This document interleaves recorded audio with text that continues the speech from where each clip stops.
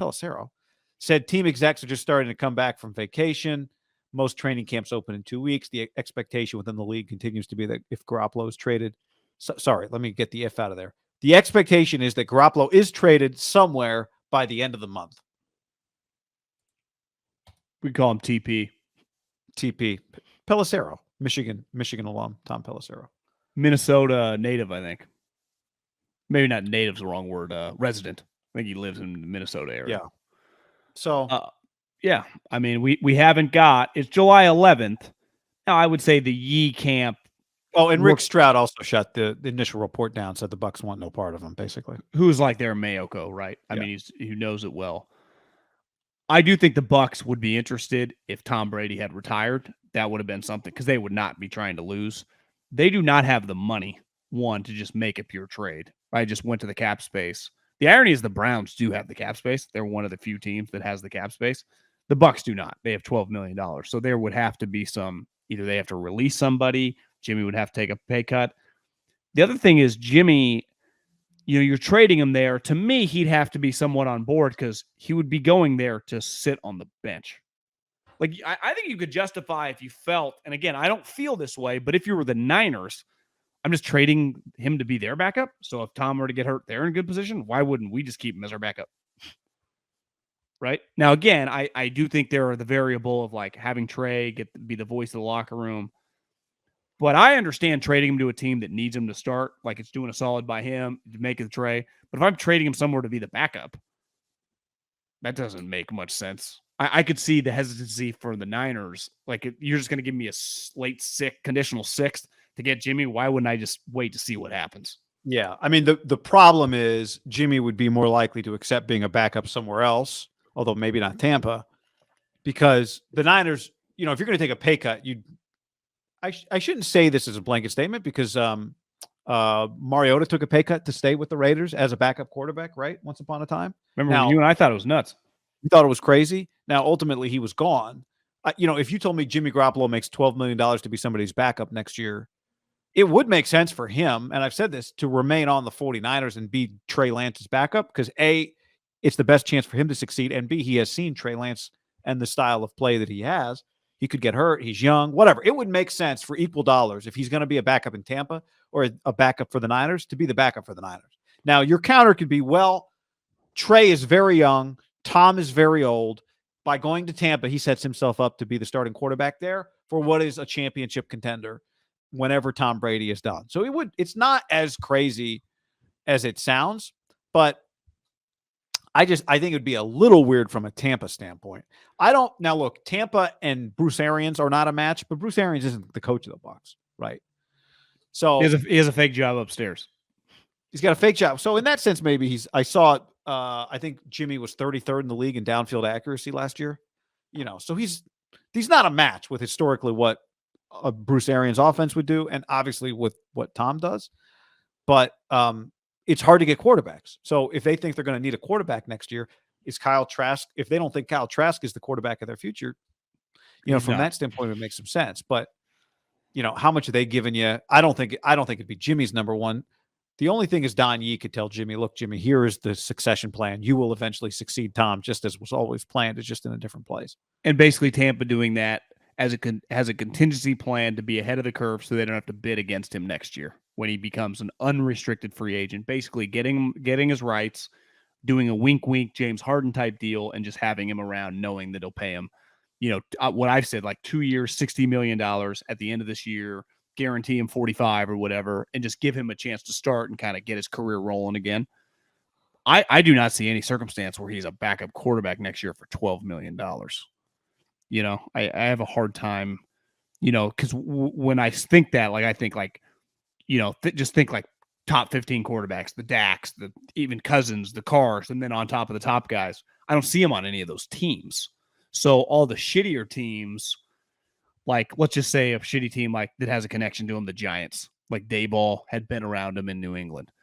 Ultimately, to me, Jimmy plays a lot there. Now, maybe if like they were open to it, like they not that comfortable. I'm just using this complete hypothetical. I don't think that's necessarily going to happen because if you're the Giants, it makes sense to just do the 1 year, see what you got, and then go from there. That's the classic new coach move. and maybe you find lightning in a bottle, maybe you don't. But like you get Jimmy next year. That to me is like the Tampa thing. Just there were some connections. He does have a relationship. Like Tom does know him. Now we could argue did that thing fall apart? Did Tom really stab him in the back? Was Tom really just fighting for his own? You read the book, it was really just Tom thought he was going to get replaced and didn't want to leave, which is somewhat understandable. Like I think Tom did what do you think? 95%, 99% of people. Yeah, Tom had a relationship with the owner and he knew he could leverage that to keep his job. So it does feel now again, who knows when this thing is ever. And they have the same agent. Like that's not, I would add that to your list of things. Yeah. Tom did used to take him while he was on the team to like the Derby. I don't think that's nothing. I don't think he did not like him, but it still to me feels, got to give Papa credit on this one, that the Browns make the most sense, assuming he gets. I mean, there have been talks. I know you mentioned this to me with Florio. I've had a couple people text me that they've read the stuff that like think that Deshaun Watson, again, the judge, the arbitrator, the league can overrule her, but she could recommend like 4 games. But like if she recommends no punishment, they can't punish him. Now she can say 4-game punishment and then they make it 12. But I think if she says no punishment, then they don't punish him. Which would be insane for the NFL. Which was Florio. Yeah. I mean, now we also, as we're talking, there's part of this.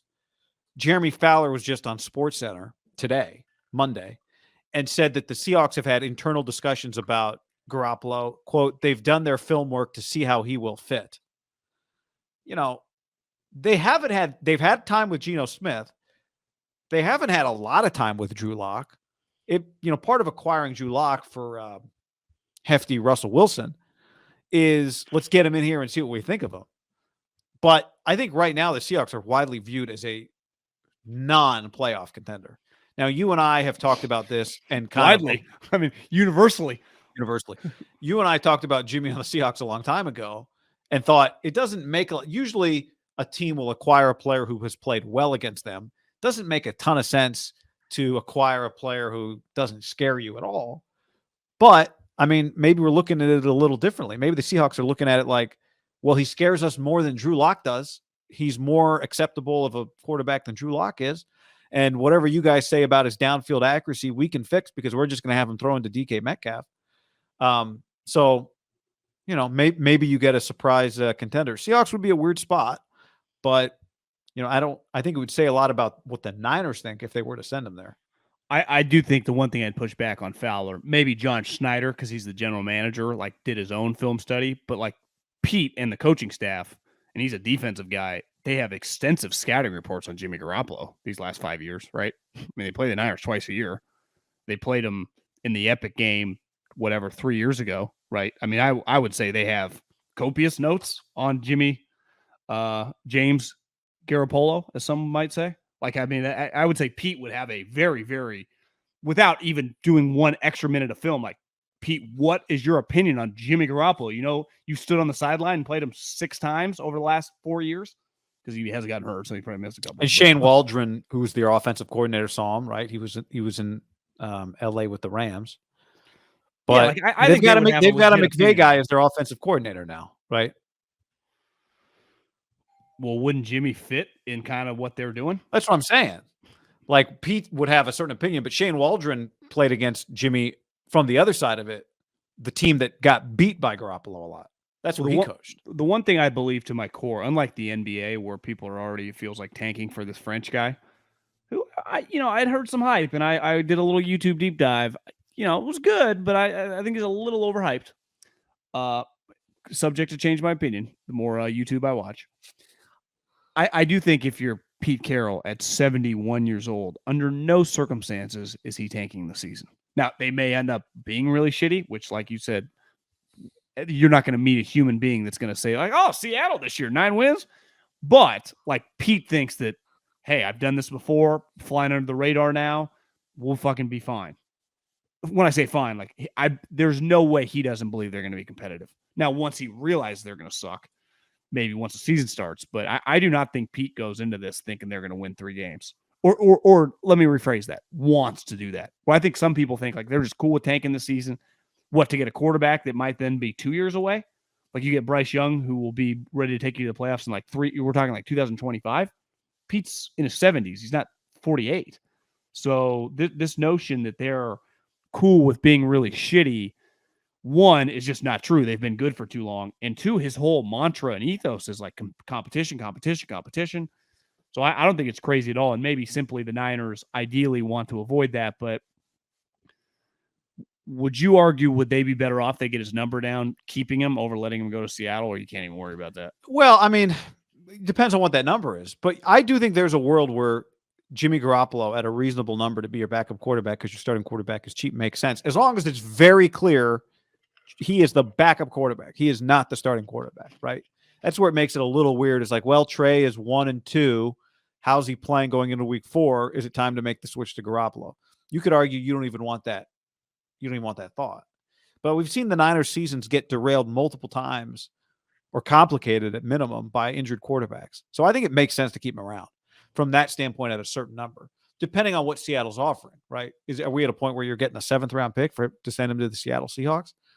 I wouldn't want to do that because I do think he makes Seattle better than they would be with either Drew Lock or Geno Smith at quarterback. I do think that about them, right? And I bet Kyle Shanahan thinks that about them. Kyle Shanahan probably thinks that Seattle is tougher with Jimmy Garoppolo. He has beaten Sean McVay with Jimmy Garoppolo multiple times.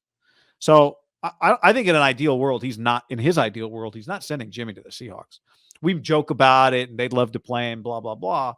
Fred Warner would pick him off 4 times, all that stuff. But I don't think Kyle would want to send him there if he could send him anywhere. Seattle would not be his first choice. Yeah. Agreed.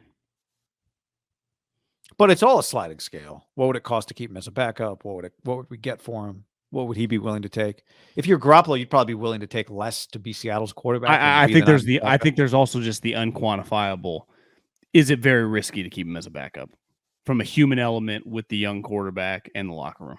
I think it's fair to like have those, not just reservations, but be like, if you told me they are concrete, like we can't keep him around, I think it's fair to have that opinion.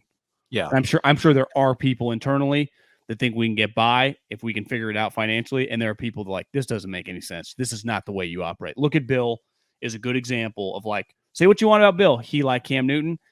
And under no circumstances was Cam going to stick around because they just were going to give the reins. They were going to let Mac drive the boat, right? And part of letting the guy drive a boat, and I know it's risky, like he could get hurt, but it's like, that's football. Like Mahomes. But was part of that Cam Newton, it got complicated with Cam right before the season. Remember, he was on track to start, and then he didn't get the shot or whatever it was. But it was clear, COVID. Like, remember Cam had started all the preseason game. They just wanted Mac to not even have to work. He's a big personality in the locker room.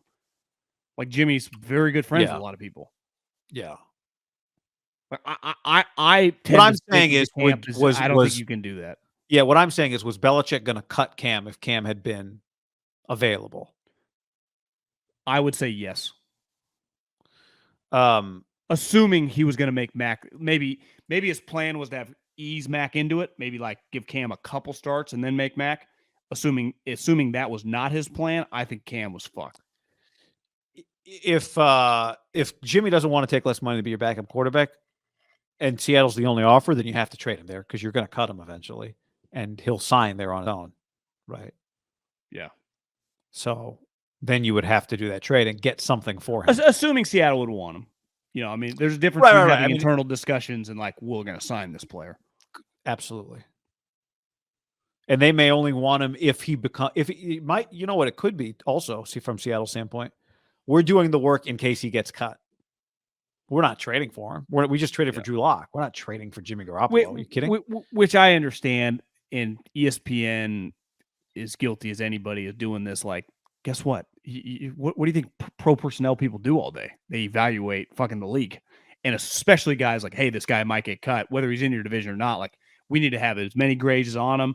Let's have our OC and our quarterback coach do a deep dive on him. Because the one thing you would say about Shane Waldron and whoever their quarterback coach is, even when he's with the Rams, he might see him on the sideline, but he's evaluating the defense of the Niners and of Seattle and Arizona. So it's like, hey, can you do a deep dive on Jimmy these last, here's ups or whatever? That to protocol.